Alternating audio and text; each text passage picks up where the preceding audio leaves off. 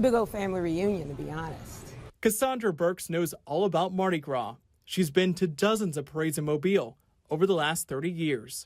I'd say I have a bit of expertise, but I would not consider myself an expert. That sound is new for Burks. It's like you get a little giddy up. I'm getting better with it already. It's one of 6 mobile vehicle barriers spread throughout downtown Mobile for Mardi Gras. The new security measure is in response to the deadly attack in New Orleans on New Year's Day. 14 people died after a man plowed a pickup truck through a crowd. Dozens more, including some people from Mobile, were hurt. After what happened in New Orleans, is security top of mind for you and your family? In crowds, yes. In a crowd, and Mardi Gras is going to be a crowd. I mean, it's the biggest party ever. I think there are going to be some visible changes that people will see when they come down. Deputy Chief Matt Garrett has been on the force for 28 years. Before getting promoted, he was captain of the Central Precinct, which covers downtown. There's no doubt that security is paramount all times of the year, but especially during Mardi Gras. And this year, there were more conversations about security.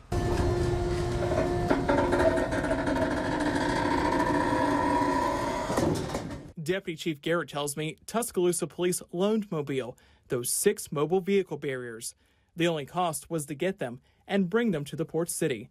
And they're already attracting attention. And there's been a lot of curiosity, people stopping, talking, asking questions about them. An officer will be operating those barriers, raising them before each parade. And that's not the only new security measure you'll see in place. Police will soon put in bollards on the sidewalks to make sure no one can get around that barrier. The city paid nearly $167,000 for the bollards. It also includes a trailer and a jack to move them around. I'll say this, we are doing everything we can with the resources we have. And those resources come at a price. Last year, Deputy Chief Garrett says police spent around $1.4 million on Mardi Gras security. Most of that was personnel cost. He expects this year to cost slightly more, closer to $1.6 million, because of the new safety measures. We didn't start thinking along those lines until after we saw what unfolded in New Orleans. On top of new security equipment, hundreds of police officers will be patrolling the streets. For the average parade night, Deputy Chief Garrett says at least 300 officers will be there.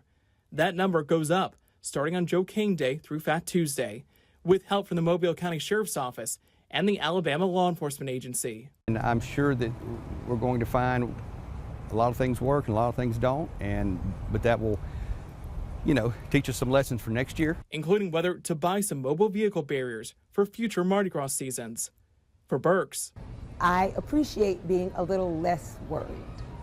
She's ready for Mardi Gras, even if it looks a little different this year. And I want everyone to just be completely exhausted because of the amount of fun they have.